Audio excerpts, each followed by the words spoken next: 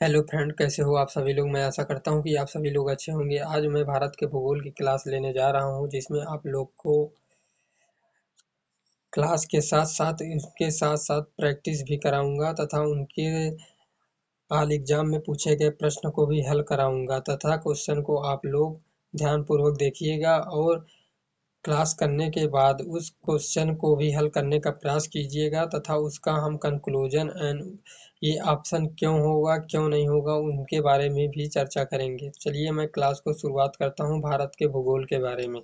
तो भारत के भूगोल के बारे में हम बात करेंगे, इनके सामान्य परिचय के बारे में बात करेंगे। बोला है भारत एशिया महाद्वीप में अवस्थित है। तो एशिया महाद्वीप होता क्या है, पहले हम लोग को ये पता होना चाहिए। तो महाद्वीप जो होते हैं वो 7 प्रकार के होते हैं। कितने प्रकार के होते हैं? 7 प्रकार के होते हैं। विश्व में 7 प्रकार के होते हैं। पहला महाद्वीप कौन सा है? एशिया महाद्वीप है। पहला महाद्वीप क्या लिखेंगे? एशिया महाद्वीप। एशिया महाद्वीप है। दूसरा कौन सा महाद्वीप है? अफ्रीका महाद्वीप है। अफ्रीका महाद्वीप। अफ्रीका महाद्वीप। दूसरी के तीसरा क्या है? उत्तरी अमेरिका। उत्तरी अमेरिका। चौथा क्या लिखेंगे? दक्षिणी अमेरिका। क्या लिखेंगे? चौथा दक्षिणी अमेरिका। दक्षिणी अमेरिका लिखेंगे। दक्षिणी अमेरिका लिखेंगे। उसके बाद हम क्या लिखेंगे? अंटार्कटिका लिखेंगे। अंटार्कटिका। उसके बाद अंटार्कटिका। अंटार्कटिका। अंटार्कटिका। अंटार्कटिका। उसके बाद हम क्या लिखेंगे? उसके बाद यूरोप आता है। क्या आता है? यूरोप। यूरोप आता है। उसके बाद यूरोप के बाद ओशिनिया आता है। ओशिनिया। ओशिनिया। ठीक। तो ये हमें 7 महाद्वीप के बारे में पता होना चाहिए। क्या होना चाहिए? पता होना चाहिए। पहला महाद्वीप कौन है? एशिया है। दूसरा अफ्रीका है। तीसरा उत्तरी अमेरिका है। तीसरा चौथा दक्षिणी अमेरिका है। पांचवा अंटार्कटिका है। छठा यूरोप है। सातवां ओशिनिया है। तो हमें ये सातों महाद्वीप के बारे में पता होना चाहिए। तब वही बोल रहा है भारत एशिया महाद्वीप में अवस्थित एक दक्षिण एशियाई देश है। तो ये जो पहला नंबर हमें ध्यान में देना है, जो भारत है वो कहाँ स्थित है? भारत जो है एशिया महाद्वीप के दक्षिण में स्थित है। एशिया महाद्वीप के कहाँ स्थित है? नीचे स्थित है, दक्षिण में स्थित है। तो हमें क्या याद रखना है? एशिया महाद्वीप के दक्षिण में कौन स्थित है? भारत स्थित है। कौन स्थित है? भारत स्थित है। तो दूसरा प्रश्न क्या है? या इनकी भारत की आकृति क्या है? भारत की आकृति क्या है? चतुष्कोणीय आकृति है। चतुष्कोणीय आकृति है। क्या याद रखना है? चतुष्कोणीय। चतुष्कोणीय आकृति है। कौन है? भारत की आकृति। भारत की आकृति चतुष्कोणीय आकृति है। पहला ध्यान में ये रखना है, भारत एशिया महाद्वीप के दक्षिण में स्थित है। और दूसरी चीज ये याद रखना है कि इनकी जो आकृति है वो कैसी है? इनकी जो आकृति है चतुष्कोणीय आकृति है। कैसी आकृति है? चतुष्कोणीय आकृति है। तो ये चीजें हम लोग को याद रखना है। और हम आगे बढ़ते हैं कि इनका अक्षांशीय विस्तार के दृष्टिकोण से भारत कहाँ स्थित है? उत्तरी गोलार्ध में। कहाँ स्थित है? उत्तरी गोलार्ध में। कहाँ स्थित है? उत्तरी गोलार्ध में। कहाँ स्थित है? हम लोग को याद रखना है, अक्षांशीय दृष्टिकोण से भारत उत्तरी गोलार्ध में स्थित है। उत्तरी गोलार्ध में स्थित है तथा देशांतर दृष्टिकोण से कहाँ स्थित है? पूर्वी गोलार्ध में स्थित है। तो हमें 4 चीजें मिल गई। 4 चीजें कौन सी मिली हैं? इस चीजों को देखना होगा। पहला चीज यह है, भारत एशिया महाद्वीप के दक्षिण में स्थित है। एशिया महाद्वीप के कहाँ स्थित है? दक्षिण में। मान लीजिए ये एशिया महाद्वीप है। एशिया महाद्वीप है। एशिया महाद्वीप के नीचे जो स्थित है वो भारत स्थित है। कहाँ? भारत स्थित है। हम नीचे क्यों लिखें कि जो दिशा होती है ये नॉर्थ होती है, ये साउथ होती है, ये वेस्ट होती है, ये ईस्ट होती है। सॉरी, ये ईस्ट होता है, ये ईस्ट होता है, ये वेस्ट होता है। तो हम बोले हैं कि साउथ मतलब दक्षिण में स्थित है। तो दक्षिण कहाँ है? नीचे की ओर है, इसलिए ये एशिया महाद्वीप है। एशिया महाद्वीप है। एशिया महाद्वीप के नीचे कौन सा दिशा पड़ता है? दक्षिण। कौन सा दिशा पड़ता है? दक्षिण। तो इसलिए भारत कहाँ स्थित है? दक्षिण में। तो ठीक है, पहला चीज आप लोग को समझ में आया होगा। अब हम दूसरे प्रश्न की ओर बढ़ते हैं। दूसरा प्रश्न, भारत की आकृति कैसी है? भारत की आकृति जो है चतुष्कोणीय है। क्या है? चतुष्कोणीय है। अब वो कैसे दिखता है हम आपको बताते हैं। तो देखिए, जो भारत बनता है वो इस तरीके से बनता है। जो भारत बनता है वो इस तरीके से बनता है। देखिए,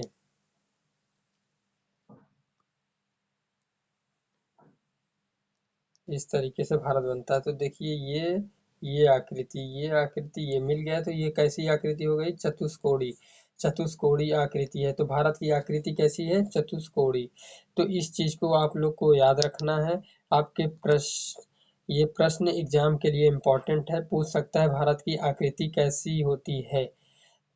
त्रिकोणी, चतुष्कोणी, पंचकोणी, तो इस तरीके से ऑप्शन दे सकता है। तो आप लोग ध्यान पूर्वक देखिएगा। चतुष्कोणी जिस ऑप्शन में होगा उसी को चुनना है। तो चलिए मैं आगे की ओर बढ़ता हूँ। और तीसरा चीज क्या है? भारत उत्तरी अक्षांश की दृष्टि से कहाँ पर स्थित है? उत्तरी अक्षांश की दृष्टि से भारत उत्तरी अक्षांश की दृष्टि से कहाँ स्थित है?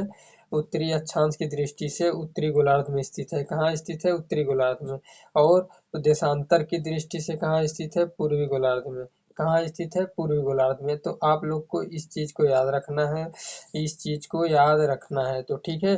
अब जो भारत विश्व में क्षेत्रफल की दृष्टि से कैसा स्थान है?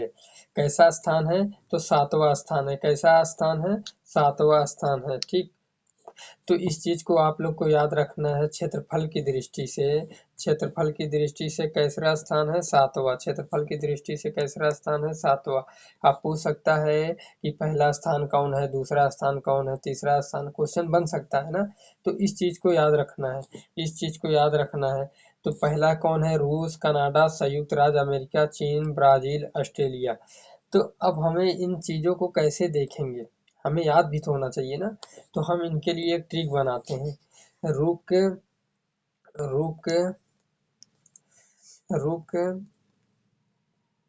चीन, रुक चीन अब आ भारत, रुक चीन अब आ भारत, रू से रूस, का से कनाडा, रुक चीन अब आ भारत, अब आ भारत, रुक रूस, कनाडा, चीन, अमेरिका, ब्राजील, ऑस्ट्रेलिया, भारत।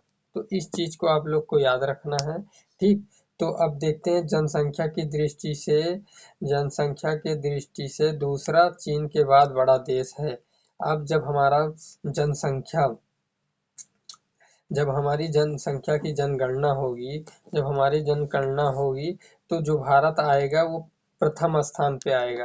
लेकिन जनगणना से पहले, जनगणना अभी तक नहीं हुई है, तो हमारा जो भारत है वो दूसरा स्थान पूछेगा, दूसरा स्थान ही है। अभी जनगणना होने के बाद ये भारत प्रथम स्थान पे आ जाएगा। तो ठीक है। तो चलिए हम ये दूसरे क्वेश्चन की ओर बढ़ते हैं। ये बोला है कि 26 जनवरी 2020 से भारत में 28 राज्य एवं 8 केंद्र शासित प्रदेश हैं। क्या है? 8 केंद्र शासित प्रदेश हैं। जब हमारी देश 26 जनवरी 2020 को से 26 जनवरी 2020 से 2020 से कितने राज्य और केंद्र शासित प्रदेश हैं? 28 राज्य हैं और 8 केंद्र शासित प्रदेश हैं। 28 स्टेट हैं, 8 यूनियन टेरेटरी हैं। तो इस चीज को याद रखना है। 26 जनवरी 2020 से ये क्वेश्चन पूछ सकता है कि 28 राज्य और 8 केंद्र शासित प्रदेश हमारे भारत में कब से प्रारंभ या कब से सम्मिलित हुए हैं? तो आप लोग को क्या याद रखना है? 26 जनवरी 2020, 26 जनवरी 2020, इस चीज को आप लोग याद रखिएगा। ठीक। जो नवीनतम केंद्र शासित प्रदेश हैं वो दादरा नगर हवेली, दादरा नगर हवेली है। ये दादरा और नगर हवेली तथा दमन दीप हैं, जो कि 2 केंद्र शासित प्रदेश हैं। कितने हैं? 2 केंद्र शासित प्रदेश हैं। कितने हैं? 2 केंद्र शासित प्रदेश हैं। 2 केंद्र शासित प्रदेश हैं। कितने हैं? 2 केंद्र शासित प्रदेश हैं। और जैसे नगर हवेली और दमन दीव, जिसे दो केंद्र शासित प्रदेश हैं, दादर नगर हवेली और दमन दीव को मिलाकर निर्मित किया गया है। ये दादर नगर हवेली और दमन दीव को मिला करके क्या किया गया है, इन केंद्र शासित नवीनतम केंद्र शासित प्रदेश का निर्माण किया गया है। तो आप लोग इन चीज को याद रखना है। अब हम आ जाते हैं भारत का क्षेत्रफल। भारत का क्षेत्रफल जो होता है 32,87,263 वर्ग किलोमीटर होता है। कितना होता है? 32,87,263 वर्ग किलोमीटर। क्या होता है? वर्ग किलोमीटर। ये क्या है? भारत का क्षेत्रफल है। क्या है? भारत का क्षेत्रफल है। क्या है? भारत का क्षेत्रफल है। तो आप लोग को ये चीजें याद रखना है। ये मैं जिस चीज को अंडरलाइन करते चल रहा हूँ, इस चीज को आप लोग इम्पोर्टेंट समझिएगा। ठीक। जो संसार के समस्त क्षेत्रफल के स्थलीय भाग का कितना परसेंट है? 2.4% है। कितना परसेंट है? 2.4% है। विश्व की 17.5% जनसंख्या कहाँ निवास करती है? भारत में। विश्व में जितनी भी जनसंख्या है, जितनी भी जनसंख्या है, वो कहाँ निवास करती है? वो कहाँ निवास करती है? ये भारत में। कहाँ निवास करती है? भारत में। कहाँ निवास करती है? भारत में। कितना है? 17.5%। 17.5%। 17.5% कहाँ निवास करती है? भारत में। इस चीज को आप लोग याद रखिएगा, ये आपके लिए इम्पोर्टेंट है। ठीक। तो चलिए मैं आगे की ओर बढ़ता हूँ। 2011 की जनगणना के अंतिम आंकड़ों के अनुसार भारत की मुख्य भूमि का विस्तार उत्तर से दक्षिण तक की। तो हम भारत को उत्तर एवं दक्षिण भागों में पहले बांट लेते हैं। क्या करते हैं? बांट लेते हैं। जब हम बांट लेते हैं तो देखिए, उत्तर से दक्षिण तक के भाग को बांट लेते हैं। तो चलिए देखिए, यहाँ उत्तर है, दक्षिण, पूरब, पश्चिम। उत्तर में ऊ से शुरू होता है, इसलिए उत्तर से दक्षिण तक की लंबाई कितनी है? 32-14। और यहाँ से यहाँ तक की लंबाई कितनी है? 29-33। क्या है? 29-33 किलोमीटर। इन चीजों को आप लोग याद रखिएगा। ठीक है। तो चलिए मैं आगे की ओर बढ़ता हूँ। तो आप लोग को याद रखिएगा, ये चीज और ये चीज दोनों, पूरब पश्चिम उत्तर दक्षिण कितनी है। ठीक है। तो चलिए मैं अब आ जाते हैं, इनसे संबंधित प्रश्न को भी कर लेते हैं। तो बोल रहा है, भारत के संदर्भ में निम्नलिखित कथनों में कौन सा से कथन सही है? भारत विश्व का, ये क्वेश्चन कहाँ पूछा गया है? यूपीपीसीएस प्री 2022 में प्रश्न को पूछा गया है। इस प्रश्न में बोला गया है, भारत के संदर्भ में निम्नलिखित कथनों में से कौन सा से सही है? बोला है, भारत विश्व का छठा सबसे बड़ा देश है। संसार का लगभग 2.4% क्षेत्र भारत के अंतर्गत आता है। कर्क रेखा देश के बीच से गुजरती है और अक्षांशीय विस्तार को 2 बराबर भागों में बांटती है। भारत पूरी तरह से उष्णकटिबंधीय क्षेत्र में स्थित है। उष्णकटिबंधीय क्षेत्र में स्थित है। अब देखिए, इन प्रश्नों को हल करना है। भारत विश्व का छठा सबसे बड़ा देश है, ये बात गलत है। क्या है ये बात? ये बात गलत है, क्योंकि ये भारत जो है, अभी हमने पढ़ा था, सातवां, क्या है? सातवां सबसे बड़ा देश है। 7वें स्थान पर है कि नहीं? तो इन चीजों को याद रखना है, 7वें स्थान पे है। तो ये वाला ऑप्शन गलत हो गया। जब ये वाला ऑप्शन गलत हो गया तो ये वाला ऑप्शन रॉन्ग। अब हम देखते हैं, संसार का लगभग 2.4% क्षेत्र भारत के अंतर्गत आता है। क्या आता है? 2.4% क्षेत्र भारत के अंतर्गत आता है। तो ये बात सही है, क्योंकि हमने अभी इस चीज को मैंने पढ़ा था। कहाँ पे? कि 2.4% भाग कहाँ आता है? भारत के अंतर्गत आता है। तो ये वाली बात अगर सही है तो हमारा दूसरा ऑप्शन कौन सा एलिमिनेट होगा? डी वाला। कौन सा एलिमिनेट होगा? डी वाला। तो ये और ये दो एलिमिनेट हो गए। अब बचा 2, 4 और 2, 3। और हम अब बढ़ते हैं तीसरे तक। कर्क रेखा देश के बीचों बीच से गुजरती है, बात तो बिल्कुल सही है, इसलिए ऑप्शन ए एलिमिनेट हो जाएगा। इसलिए राइट आंसर क्या होगा? Option C. क्या होगा? Option C. तो चलिए मैं इनके कंक्लूजन और निष्कर्ष के बारे में भी देख लेता हूँ, क्या बोलता है। तो देखिए, जो भारत विश्व का 7वां बड़ा देश है, न कि छठा। संपूर्ण भारत का अक्षांशीय विस्तार 6.6 डिग्री 45 मिनट से 37 डिग्री 6 मिनट उत्तरी अक्षांश के मध्य है, जबकि उष्णकटिबंधीय क्षेत्र का विस्तार 23 डिग्री 30 मिनट उत्तरी एवं दक्षिणी अक्षांशों के मध्य है। इस प्रकार 1 एवं 4 गलत है, कथन 2 एवं 3 सही है, क्योंकि भारत स्थल मंडल के कुल क्षेत्रफल का 2.4% घेरे हुए है और कर्क रेखा देश के बीचों बीच से गुजरती है, जो अक्षांशीय विस्तार को 2 भागों में विभाजित करती है। तो आप लोग इस चीज को समझ पाए होंगे। ये ऑप्शन गलत हुआ तो क्यों हुआ, सही हुआ तो क्यों हुआ, इस चीज को समझ गए होंगे। चलिए मैं आगे की ओर बढ़ता हूँ और इससे बनने वाले प्रश्न को भी हल करते चलूंगा। तो चलिए मैं दूसरे प्रश्न की ओर बढ़ता हूँ। अब बोला है कि निम्नलिखित कथनों में कौन से भारत के बारे में सही है। सही उत्तर के चयन हेतु अधोलिखित कोड का उपयोग कीजिए। बोला भारत विश्व का पांचवा बड़ा देश है। भारत विश्व का पांचवा बड़ा देश है, गलत। क्यों? अभी मैंने पढ़ा था भारत विश्व का पांचवा बड़ा देश नहीं है। कैसरा देश था? 7वां देश था। यह स्थल मंडल के कुल क्षेत्रफल का लगभग 2.4% भाग अधिकृत किए हुए हैं। बिल्कुल राइट, क्योंकि अभी मैंने पढ़ा था। ठीक। समूचा भारत उष्णकटिबंधीय क्षेत्र में स्थित है। ये वाली भी बात क्या है? उष्णकटिबंधीय क्षेत्र में स्थित है, बात रॉन्ग है। ठीक। अब बोला 82 डिग्री 30 मिनट पूर्वी देशांतर का उपयोग भारतीय मानक समय को निर्धारित करने के लिए किया जाता है। तो बात बिल्कुल ठीक है। ठीक। तो देखिए, जब पहला ऑप्शन नहीं था तो ये एलिमिनेट, जब दूसरी बात बिल्कुल राइट थी और तीसरी बात गलत थी, जब तीसरी बात गलत थी तो हमारा ये वाला भी गलत हो जाता। कौन सा? ये वाला भी गलत हो जाता। तो रब बचा कौन? डी वाला आंसर। It's okay.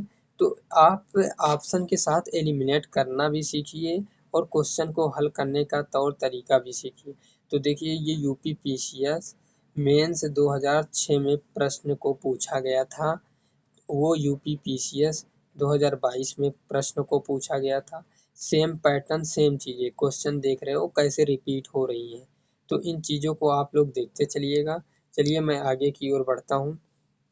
देखिए, भारत के कुल क्षेत्रफल 32,87,263 वर्ग किलोमीटर है। गैर कानूनी ढंग से पाकिस्तान के कब्जे वाला 78,114 वर्ग किलोमीटर क्षेत्र पाकिस्तान द्वारा गैर कानूनी ढंग से चीन को दे दिया गया। 5180 वर्ग किलोमीटर जो पाकिस्तान के द्वारा गैर कानूनी ढंग से किसको दे दिया गया है? चीन को। और गैर कानूनी ढंग से चीन के कब्जे वाला 37,555 वर्ग किलोमीटर क्षेत्र शामिल है। वर्ष 2011 जनगणना के अंतिम आंकड़ों के अनुसार गांवों की संख्या कितनी है? 6,40,932 6,40,932 गांव हैं 2011 की जनगणना के अनुसार। तो आप लोग इन चीज़ों को देख गए होंगे, ये प्रश्न को भी समझ गए होंगे किस तरीके से प्रश्न को हल किया जाता है। चलिए मैं आगे की ओर बढ़ता हूँ। देखिए, अब भारत विश्व का इनका कंक्लूजन भी देखते चलिए। जो भारत है विश्व का 7वां बड़ा देश है। वही चीज़ें जो मैंने अभी ऊपर डिस्कस किया था। इसमें कुछ नई चीज़ें क्या आई हैं? ये 82 डिग्री 30 मिनट वाली नई चीज़ें आई हैं। तो इस चीज़ें को पूर्वी देशांतर भारतीय मानक समय को निर्धारित करता है। ये 82 डिग्री 30 मिनट। ठीक है। तो ये उसका कंक्लूजन है। क्या है उसका कंक्लूजन है? तो इस चीज को आप लोग देखते चलिएगा। ठीक है। तो चलिए अब हम बात करते हैं तीसरे प्रश्न की ओर। तीसरे प्रश्न में बोला है क्षेत्रफल की दृष्टि से भारत का विश्व के देशों में कौन सा स्थान है? तो ये प्रश्न आप लोग के तीसरी बार रिपीट हो रहा है। इस प्रश्न को आप लोग कमेंट बॉक्स में उत्तर देंगे। ठीक है। तो चलिए मैं आगे की ओर क्वेश्चन की तरफ बढ़ता हूँ। तो आप लोग को अगर वीडियो पसंद आती है तो आप लोग लाइक शेयर सब्सक्राइब जरूर करें और बेल आइकन की घंटी अवश्य दबा के रखें, क्योंकि अगर हमारी वीडियो आती है तो आप लोगों तक सबसे पहले पहुंचे, इसके लिए आप लोग बेल आइकन को दबा कर रखें। ठीक, तो चलिए आगे की ओर बढ़ते हैं। वर्ष बोला है कि वर्ष 2000 आगे की ओर बोला कि भारत का क्षेत्रफल दृष्टि से विश्व में 7वां स्थान है। तो चलिए, भारतवर्ष आकार में विश्व का, ये वाला भी क्वेश्चन MPPCS प्री 2010 में पूछा गया है। सेम पैटर्न पे सेम क्वेश्चन है, तो इस चीज को भी आप लोग सेम उत्तर देंगे। ठीक है, भारत का क्षेत्रफल संसार का 2.4% है, परंतु इसकी संपूर्ण मानव जाति 16% जनसंख्या है, संपूर्ण मानव जाति 17% जनसंख्या है, संपूर्ण मानव जाति 18% जनसंख्या है, संपूर्ण मानव जाति का 28% जनसंख्या है। 39 BPSC प्री 1994 में ये प्रश्न को पूछा गया था। तो संपूर्ण मानव जाति का 17% जनसंख्या है, कहाँ? भारत के क्षेत्रफल में। ठीक है, तो इस चीज को भी आप लोग याद रखिएगा। ठीक, अब आ जाते हैं अगले क्वेश्चन की ओर। भारतवर्ष में लगभग कितने गांव हैं? भारतवर्ष में लगभग कितने गांव हैं? तो अभी मैंने बताया था कितने गांव हैं, तो ये क्वेश्चन का आंसर आप लोग देंगे। तो अभी मैंने 6 लाख कितना बताया था, 6,40,932। तो इनमें से कोई नहीं, ठीक, इनमें से कोई नहीं होगा, क्योंकि वर्ष 2011 की जनगणना के अंतिम आंकड़ों के अनुसार भारत में गांवों की जनसंख्या कितनी है? 6,40,932। अतः विकल्प डी सही उत्तर होगा, क्योंकि इस ऑप्शन में कोई भी आंसर नहीं दिया गया था, इसलिए। चलिए मैं आगे की ओर बढ़ता हूँ। बोल रहा है निम्नलिखित जोड़ों में कौन सा जोड़ा सही नहीं है? भारत का कुल क्षेत्रफल 3.28 मिलियन वर्ग किलोमीटर है। ये बात सही है या गलत है? क्योंकि हमने पढ़ा था 32,87,263 वर्ग किलोमीटर पढ़े थे। ठीक है, तो इस चीज को हम क्या देखेंगे, ये बात राइट है रॉन्ग है, क्योंकि 3.28 मिलियन नहीं होगा। ठीक है ना?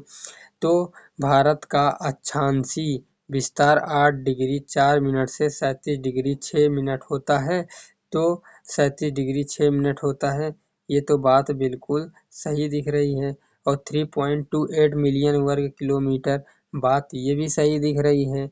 ए वाला भी सही है, बी वाला भी सही है। भारत का रेखांशी विस्तार 68 डिग्री 7 मिनट पूर्वी से 97 डिग्री 25 मिनट पूर्वी विस्तार तक है, तो बात ये भी सही है। भारत में राज्यों की कुल संख्या 26 है, रॉन्ग, क्योंकि भारत की कुल राज्यों की संख्या कितनी है? 26 जनवरी 2020 के अनुसार मैंने बताया था 28 राज्य 8 केंद्र शासित प्रदेश हैं, तो इसलिए राइट आंसर डी होगा, क्योंकि ये गलत है, इसमें पूछा है सही नहीं है। इस चीज को भी ध्यान रखिएगा, इससे बच्चे प्रश्न को नहीं पढ़ते हैं सही तरीके से और क्वेश्चन को गलत करके चले जाते हैं। ये क्वेश्चन पूछा गया था झारखंड PCS प्री 2016 में। ठीक है, चलिए मैं आगे क्वेश्चन की ओर बढ़ता हूँ। वही चीजें इसमें क्या नया चीजें हैं, मैंने सारी चीजें ऊपर को पढ़ा है, तो मैं इसमें कुछ चीजें नई नहीं है। ठीक है, तो वही लिखा है 26 जनवरी 2020। 26 जनवरी 2020 में 28 राज्य व 8 केंद्र शासित प्रदेश हैं। इनका देशांतरी विस्तार 68 डिग्री 7 मिनट पूर्व से 97 डिग्री 25 मिनट तक है। इनका जो भौगोलिक क्षेत्र है 3.28 मिलियन वर्ग किलोमीटर है, और इनका जो उत्तरी विस्तार है 8 डिग्री 4 मिनट से 37 डिग्री 6 मिनट उत्तरी विस्तार तक है। तो इन चीज़ों को आप याद रखिएगा। देखिए एक ही पैटर्न पे कितने तरीके से क्वेश्चन कहाँ कहाँ पर पूछे गए हैं। अब देखिए, जैसे भारत के निम्नलिखित कथनों में कौन सा असत्य है? भारत विश्व का 7वां बड़ा देश है। भारत विश्व का 7वां बड़ा देश है, बिल्कुल सही है, तो इसलिए ए वाला गलत हो जाएगा। और दूसरा बोला है इसमें इस क्यों गलत हो रहा है ये भी देखिएगा, क्योंकि हमारे क्वेश्चन में असत्य पूछा है। असत्य मतलब गलत, गलत मतलब रॉन्ग, नहीं होना चाहिए, ये क्वेश्चन को पूछा गया है। तो बोला भारत जनसंख्या की दृष्टि से विश्व का दूसरा राष्ट्र है। तो भारत जनसंख्या की दृष्टि से विश्व का दूसरा राष्ट्र है, हाँ, क्योंकि पहले मैंने बताया था चीन था 2011 की जनगणना के अनुसार, और दूसरा जो है भारत है, इसलिए सही है। इसलिए ये वाला भी गलत होगा क्योंकि हमारे क्वेश्चन में असत्य पूछा है। अब बोला है कि इसकी भूमि सीमा का विस्तार 15,200 किलोमीटर है, हाँ, अभी मैंने आगे डिस्कस किया था कि इसकी भूमि सीमा का विस्तार लगभग 15,200 किलोमीटर है, इसलिए ये भी वाला रॉन्ग होगा। तो अब बोला है सर्वप्रथम सूर्योदय इसके मिजोरम राज्य में होता है, तो बात गलत है क्योंकि मिजोरम राज्य में नहीं, ये अरुणाचल प्रदेश से होता है, तो इसलिए राइट आंसर डी वाला होगा। तो चलिए मैं आगे की ओर बढ़ता हूँ। अब देखिए, ये बोला है कि भारत सर्वप्रथम सूर्योदय अरुणाचल प्रदेश राज्य में होता है। भारत विश्व का सातवां बड़ा देश है। भारत जनसंख्या की दृष्टि से चीन के पश्चात विश्व का दूसरा राष्ट्र है। इसकी भूमि सीमा का विस्तार लगभग 15,200 किलोमीटर या 15,106.7 किलोमीटर है। तो इस चीज को आप लोग याद रखिएगा, ठीक है। चलिए आप देखिए, इतने क्वेश्चन पूछे जा रहे हैं यूपी आरओ समीक्षा अधिकारी में, ये क्वेश्चन पूछा गया है। तो चलिए मैं अक्षांशीय विस्तार के बारे में एक बात करते हैं। तो अक्षांशीय विस्तार के बारे में हम बात करते हैं, ठीक है ना। अब समझते हैं अक्षांशीय विस्तार क्या होता है। अब समझते हैं अक्षांशीय विस्तार क्या होता है। तो इस चीज को देखिए, ये है हमारा एक पृथ्वी, मान लीजिए पृथ्वी से ये जो बीचों बीच की लाइन जाती है, इसे हम बोलते हैं भूमध्य रेखा। क्या बोलते हैं? भूमध्य रेखा। भूमध्य रेखा क्या बोलते हैं? भूमध्य रेखा, ठीक है। इनसे हम कई लाइन जाती हैं, इसके ये 0 डिग्री पे स्थित होती है, इसके ऊपर एक लाइन होती है और इसके एक नीचे लाइन होती है, ठीक। इसके ऊपर जो लाइन होती है वो 23.5 डिग्री पे होती है। कितने डिग्री पे होती है? 23.5 डिग्री। इसका क्या नाम है? कर्क रेखा। क्या है? कर्क रेखा। और इसके ये नॉर्थ में है, ये नॉर्थ में है। ये साउथ में 23.5 डिग्री, साउथ में 23.5 डिग्री कौन सी रेखा है? मकर रेखा। कौन सी रेखा है? मकर रेखा। और कर्क रेखा के ऊपर एक लाइन होती है 66.5 डिग्री पे, 66.5 डिग्री नॉर्थ में, 66.5 डिग्री नॉर्थ में, इसको बोलते हैं आर्कटिक रेखा। क्या बोलते हैं? आर्कटिक रेखा। और साउथ में 66.5 डिग्री पे एक लाइन होती है, इसे बोलते हैं अंटार्कटिक रेखा। क्या बोलते हैं? अंटार्कटिक रेखा। तो ये चीजें आप लोग को ध्यान रहना चाहिए। देखिए, जो भूमध्य रेखा होता है जिसे हम इक्वेटर बोलते हैं, इसे विषुवत रेखा भी बोलते हैं, ये कितने डिग्री पे स्थित है? 0 डिग्री पे। और कर्क रेखा जो है कितने डिग्री पे स्थित है? 23.5 डिग्री पे। और जो इसके ऊपर आर्कटिक रेखा है वो 66.5 डिग्री नॉर्थ में स्थित है, ठीक। और 23.5 डिग्री दक्षिण दिशा में मकर रेखा स्थित है, और 66.5 डिग्री दक्षिण दिशा में अंटार्कटिक रेखा स्थित है, ठीक। तो इन चीजों को याद रखिएगा। इधर इनमें कुल रेखाओं की संख्या कितनी होती है? 180 होती है, क्योंकि यहाँ से यहाँ तक जाने में 90 डिग्री है, यहाँ से यहाँ तक जाने में 90 डिग्री है। कितना है? 90 डिग्री। तो ये हो गया 90 + 90 180, और एक जो होती है एक रेखा, ये भूमध्य रेखा होती है, इसको जोड़ देंगे 181 हो जाएगी।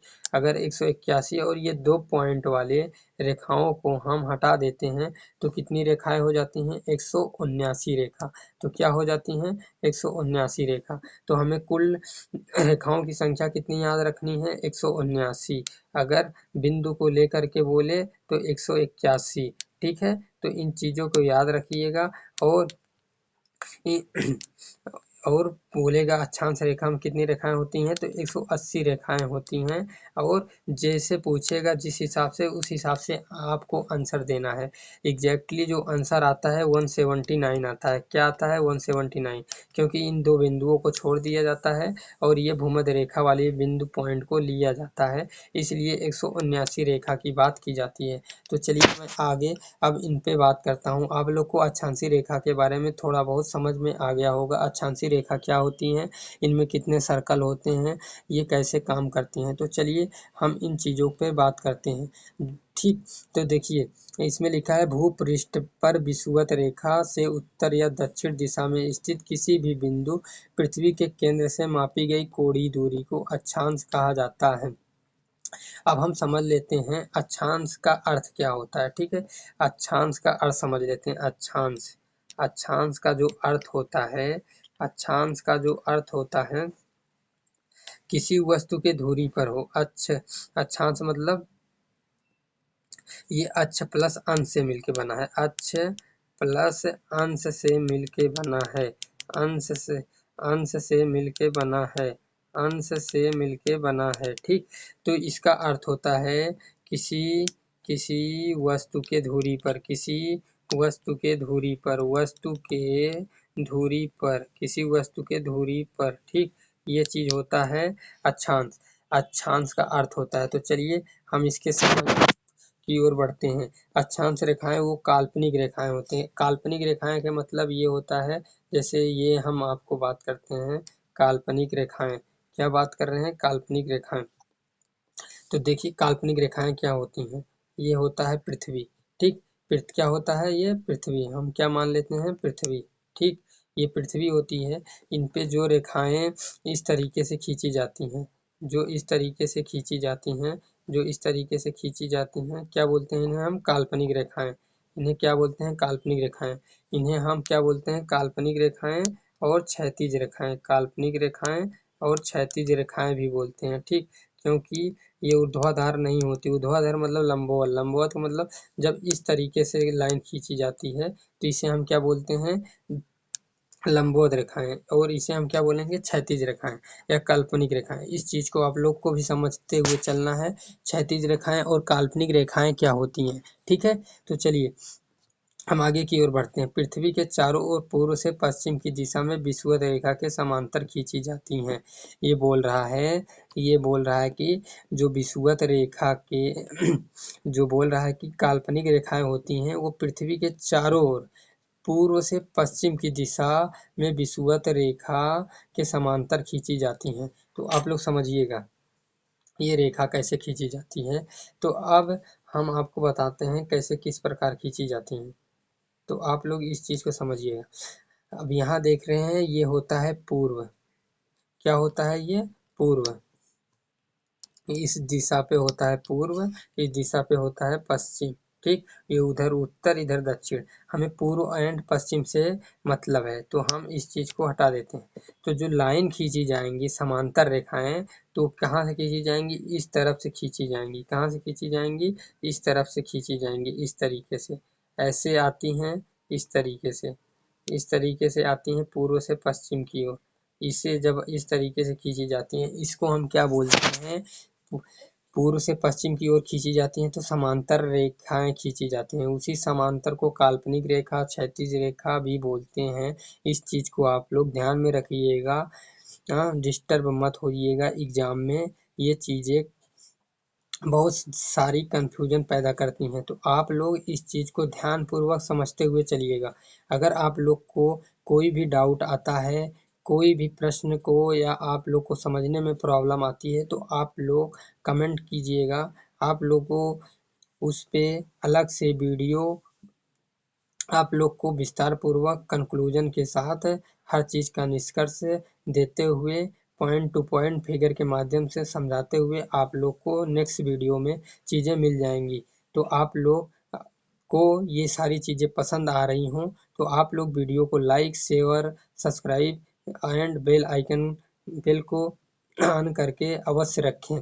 ठीक है, तो चलिए मैं आगे की ओर बढ़ता हूँ। ये बोला है कि अक्षांश को अंशों, मिनटों एवं सेकंडों में, अंशों एवं मिनटों एवं सेकंडों में दर्शाया जाता है।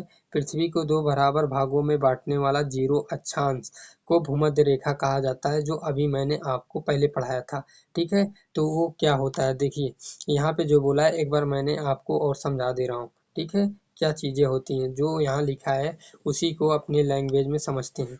सबसे पहले हम लोग को 5 लाइन खींचना है। एक बीचों बीच से लाइन खींच लेना है। ठीक है, कहाँ से खींचना है? एक बीचों बीच लाइन खींचना है।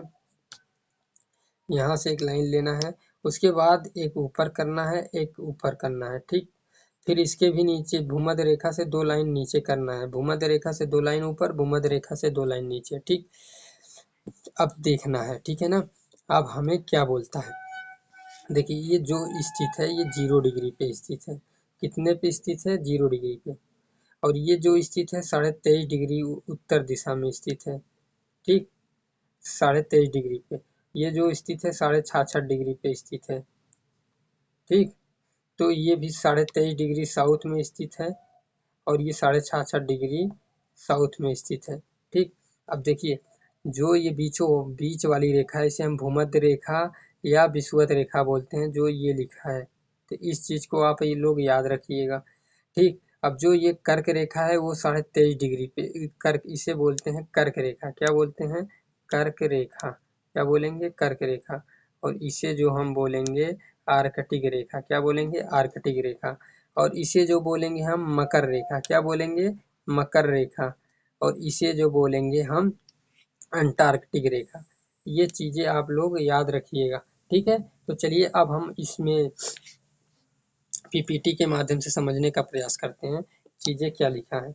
तो बोला है कि दर्शाया जाता है पृथ्वी को 2 बराबर भागों में बांटने वाले 0 डिग्री अक्षांश। क्या बोला है, 0 डिग्री अक्षांश को भूमध्य रेखा कहा जाता है।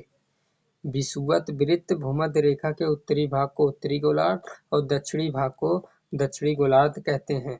तो भूमध्य रेखा से हम जब ऊपर की ओर जाएंगे, जब हम भूमध्य रेखा से ऊपर की ओर जाएंगे, जब हम ऊपर की ओर जाएंगे तो क्या होता है, जब हम इसे बोलेंगे उत्तरी गोलार्ध। क्या बोलेंगे, उत्तरी गोलार्ध। जब हम भूमध्य रेखा से नीचे की ओर आएंगे, जब हम नीचे की ओर आएंगे तो इसे बोलेंगे दक्षिणी गोलार्ध। यही चीज फिगर में आप लोग को बताया है। तो भूमध्य रेखा से हम ऊपर की ओर जाएंगे तो उत्तरी गोलार्ध, नीचे की ओर जाएंगे तो दक्षिणी गोलार्ध। इस चीज को आप लोग याद रखिएगा, ठीक है। तथा बोला है कि उत्तर अक्षांश रेखाएं, भूमध्य रेखा के दक्षिण में स्थित अक्षांश रेखाओं को दक्षिणी अक्षांश रेखाएं कहते हैं। बोल रहा है कि भूमध्य रेखा के दक्षिण में स्थित अक्षांश रेखाओं को दक्षिणी अक्षांश रेखाएं कहते हैं। तो चीजें वही हैं, आप लोग को इस चीज को समझते हुए चलिएगा, ठीक है। तो चलिए हम फिगर के माध्यम से चीजों को समझते हैं, ठीक है ना। तो यहाँ बोला है उत्तरी अक्षांश रेखाएं। उत्तरी अक्षांश रेखाएं क्या होती हैं, देखो यहाँ उत्तरी अक्षांश रेखाएं उत्तर की ओर है, उत्तरी गोलार्ध है, ये दक्षिणी गोलार्ध है, ठीक है। ये बीच की 0 डिग्री भूमध्य रेखा होती है, ठीक है। तो ये हमें अक्षांश रेखाएं होती हैं। क्या होती हैं, ये अक्षांश रेखाएं होती हैं। ये क्या होती हैं, अक्षांश, अक्षांश रेखाएं। इन चीजों के बारे में हम लोग पढ़ रहे हैं, ठीक है ना। तो इस चीज को आप लोग समझते चलिएगा, ठीक। तो चलिए हम चीजों को देख रहे हैं, ठीक है ना। तो अब आगे की ओर हम बढ़ते हैं। ये प्रधान यमोत्तर रेखा है, पश्चिमी देशांतर रेखा, ये हम लोग देशांतर रेखा में अभी हम पढ़ेंगे, तो इस चीजें मैं आप लोग को समझाऊंगा, ठीक है। तो अब हम बात करते हैं 1 डिग्री के अंतराल पर खींची गई रेखाएं कितनी होती हैं। इन सारी चीजों को भी हम लोग देखते चलते हैं जो हमारे एग्जाम के लिए इम्पोर्टेंट है, ठीक है। देखिए, यदि अक्षांश रेखाओं को 1 डिग्री के अंतराल पर खींचा जाए तो उत्तरी गोलार्ध में 89 का अर्थात 89 अक्षांश रेखाएं तथा दक्षिणी गोलार्ध में 89 अक्षांश रेखाएं होंगी। इस प्रकार विषुवत रेखा को लेकर अक्षांश रेखाओं की कुल संख्या 179, 89, 89 प्लस 1 होगी। किन्हीं दो समांतर अक्षांश रेखाओं के मध्य की बात। ये चीजें मैंने आप लोग को अभी समझाया था कि किस तरीके से 179 रेखाएं होती हैं, समांतर रेखाएं किस तरीके से खींची जाती हैं। आप लोग को अवश्य समझ में आया होगा। एक बार और आप लोग देख लीजिए किस तरीके से खींची जाती हैं। तो देखिए, ये है हमारा पृथ्वी। क्या है, हमारा पृथ्वी, ठीक। पृथ्वी से जिस प्रकार हम लोग इस तरीके से ऊपर की ओर कितनी कितनी लाइन खींचते हैं, इस चीज को देखिएगा, ठीक है ना। इस चीज को आप लोग देखते चलिएगा, कितनी लाइन इस तरीके से जो लाइन खींची जाती हैं, इस तरीके से जो इस तरीके से लाइन खींची जाती हैं, ऊपर की ओर कितनी लाइन खींची जाती हैं, 90 लाइन खींची जाती हैं। कितनी लाइन खींची जाती हैं, 90।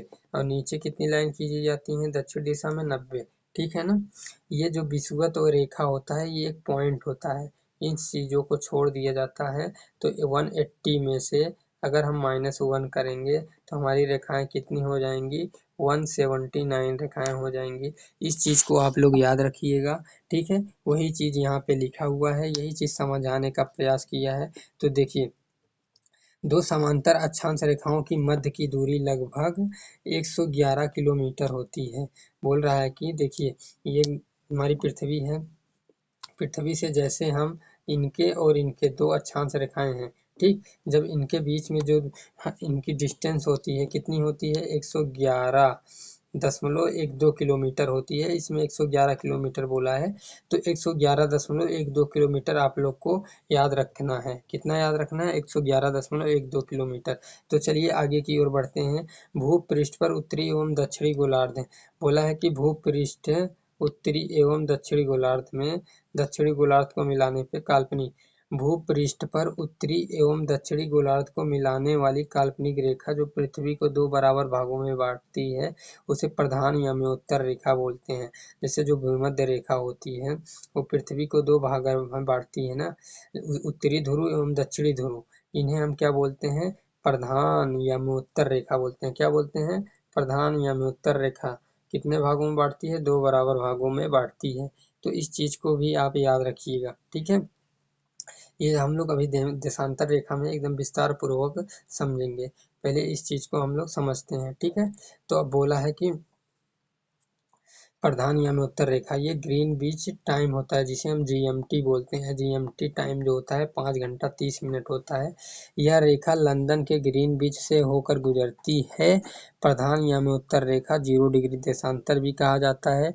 प्रधान यमोत्तर के पूर्व एवं पश्चिम में उत्तरी ध्रुव एवं दक्षिणी ध्रुव के मिलाने वाली काल्पनिक रेखाओं को देशांतर रेखाएं कहा जाता है। देशांतर रेखाएं समांतर नहीं होती हैं। देशांतर रेखाएं समांतर नहीं होती हैं क्योंकि ये लंबवत खींची जाती हैं। इस तरीके से समझाते हैं आपको। ये देखिए हमारी पृथ्वी है, इसमें इस तरीके से जो रेखाएं होती हैं वो इस तरीके से खींची जाती हैं, ठीक है। इस तरीके से खींची जाती हैं, तो इसलिए इसे हम क्या बोलते हैं,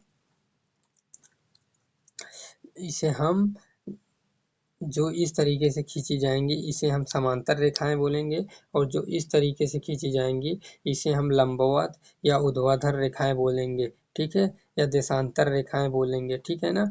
तो इस चीज को आप लोग समझते चलिएगा। अब बोला है कि ध्रुवों से विषुवत रेखा की ओर बढ़ने पर देशांतर रेखाओं की मध्य की दूरी बढ़ती जाती है। बोल रहा है कि बोला रेखा ध्रुवों से विषुवत रेखा की ओर बढ़ने पर देशांतर रेखाओं की मध्य की दूरी बढ़ती जाती है। लेकिन कर्क रेखा अक्षांशीय रेखा में क्या होता था, विषुवत रेखा से ध्रुवों की ओर बढ़ने पर उनकी रेखाएं की दूर डिस्टेंस कम होती जाती थी, ठीक है ना। इस चीजों को भी याद रखिएगा। अब बोला है कि अब इनमें आप लोग का क्वेश्चन बनेगा, विषुवत रेखा पर देशांतर रेखाओं के बीच की अधिकतम 111.33 किलोमीटर दूरी होती है। इस चीज को भी आप लोग याद रखिएगा। उनमें 111.12 और इसमें 111.33 किलोमीटर की दूरी होती है। भारत पूर्णतः उत्तर गोलार्ध में स्थित है। जो भारत स्थित है वो उत्तरी गोलार्ध में स्थित है। कहाँ स्थित है, उत्तरी गोलार्ध में। क्यों स्थित है कि कर्क रेखा जो है उत्तरी गोलार्ध में है। कर्क रेखा भारत से बीचों बीच होके गुजरती है, इसलिए बोल रहा है जो भारत है वो पूर्णतः कहाँ स्थित है, उत्तरी गोलार्ध में स्थित है। इस चीज को भी आप लोग याद रखिएगा। भारत पूर्णतः उत्तरी गोलार्ध में स्थित है, ठीक है। इसका विस्तार जो है 6 डिग्री 45 मिनट उत्तरी अक्षांश से 37 डिग्री 6 मिनट उत्तरी अक्षांश के मध्य है। ये चीजें हम लोग ने ऊपर पढ़ा था, एक बार और रिवीजन के लिए देख लेते हैं, ठीक है। और इनके मुख्य भूमि 8 डिग्री 4 मिनट उत्तरी अक्षांश से 37 डिग्री 6 मिनट उत्तरी अक्षांश है। और इसका जो पूर्वी विस्तार है 68 डिग्री 7 मिनट पूर्वी देशांतर से 97 डिग्री 25 मिनट पूर्वी देशांतर के मध्य फैली हुई है। तो आप लोग इस चीज को याद रखिएगा, यहाँ से क्वेश्चन आप लोगों के लिए बन सकता है, तो ठीक है। तो इस चीज को भी आप लोग याद रखिएगा। तो ये चीजें इम्पॉर्टेंट है, ठीक है ना। तो इस चीज को भी आप लोग याद रखिएगा। तो चलिए मैं आगे की ओर बढ़ता हूँ। ये बोला है कि भारत का विस्तार उष्ण एवं उपोष्ण दोनों कटिबंध का ध्यातव्य है। तो देखिए जो कई बार क्वेश्चन में पूछा गया है कि जो भारत है क्या उष्ण कटिबंधीय क्षेत्र में स्थित है, तो ये प्रश्न का ऑप्शन गलत होगा। क्यों गलत होगा कि भारत उष्ण एवं उपोष्ण दोनों कटिबंध में स्थित है, ओनली उष्ण कटिबंध में स्थित नहीं है। तो इस चीज को भी आप लोग ध्यान रख कर चलिएगा, ठीक है। तो चलिए यहाँ क्वेश्चन को एक बार हम लोग हल कर लेते हैं, ठीक है। देखिए जो भारत का विस्तृत जो भारत का विस्तृत क्षेत्र है वो कितने डिग्री से कितने मिनट के बीच में है, तो इस चीज़ को आप लोग देखते हुए चलिएगा। बोला है 37 डिग्री 17 मिनट 53, ये बात तो गलत है, मैंने ये चीज़ें तो पढ़ा नहीं है अभी तक। बोला 37 डिग्री 17 मिनट, ये वाला भी गलत है। बोला 37, ये वाला भी गलत है। तो राइट आंसर क्या होगा? डी होगा। तो इस चीज़ को आप लोग याद रखिए चलिएगा। जो भारत स्थित है 8 डिग्री 4 मिनट उत्तर से, 37 डिग्री 6 मिनट उत्तरी अक्षांशों तथा 68 डिग्री 7 मिनट पूर्व से 97 डिग्री 25 मिनट पूर्वी देशांतरों के मध्य है। कर्क रेखा भारत के लगभग बीचों बीच से होकर गुजरती है। स्पष्ट है कि कोई विकल्प सही नहीं है। इस चीज़ को आप लोग याद रखिए। बोला सिक्किम से गुजरने वाले अक्षांश निम्नलिखित में किस एक से भी होकर गुजरता है? आप क्या कहेंगे? सिक्किम से गुजरने वाला अक्षांश, तो सिक्किम से गुजरने वाला, देखो सिक्किम जो है कर्क रेखा से थोड़ा सा ऊपर है, तो जो पंजाब है काफ़ी हाइट पे है, जम्मू कश्मीर हाइट पे है, हिमाचल प्रदेश हाइट में है, तो सिक्किम और राजस्थान के कुछ मेल जोल खा रहा है, तो इसलिए हमारा राइट आंसर क्या होगा? राजस्थान होगा। इसको हम देखते हैं इसका कंक्लूजन। सिक्किम से गुजरने वाली अक्षांश रेखा राजस्थान से होकर भी गुजरती है, तो इसे हम एक, जिसे मैप का थोड़ा सा भी ज्ञान होता वो इस चीज़ को एलिमिनेट करके कर लेता। ये कहाँ पूछा गया है? IAS प्री 2010 में ये प्रश्न को पूछा गया है। तो चलिए, बोला है कि जिस जिले में 70 डिग्री पूर्वी देशांतर रेखा गुजरती है वह क्या है? 70 डिग्री पूर्वी देशांतर, तो अभी मैंने 68 पढ़ा था, तो 68 जब पढ़ा था तो 68 दो 70, कहाँ से? राजस्थान। राजस्थान, तो ये क्या होगा? अक्षांशी विस्तार था ना, अक्षांशी विस्तार मतलब जैसलमेर। ठीक है, तो इस चीज़ को आप लोग समझते चलिएगा। 70 डिग्री पूर्वी देशांतर जैसलमेर जिले से गुजरती है। ठीक, अब भारत की कर्क रेखा के बारे में पढ़ेंगे। तो चलिए इस क्लास को अभी हम यहीं समाप्त करते हैं। भारत एवं कर्क रेखा के बारे में हम इस क्लास को कल लेंगे। क्या लेंगे? कल लेंगे। ठीक है, तो इस क्लास को हम कल लेंगे।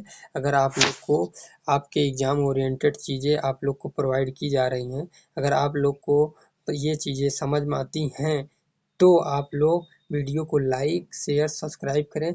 अगर नहीं आती हैं तो आप लोग स्किप कर दीजिएगा। अगर आप लोग को कुछ बेनिफिट ना हो तो आप लोग किसी को ज़बरदस्ती आगे बढ़ाने का प्रयास मत कीजिएगा, क्योंकि अपना ही लाभ दूसरे के लाभ के हित में होता है। जय हिंद, जय भारत।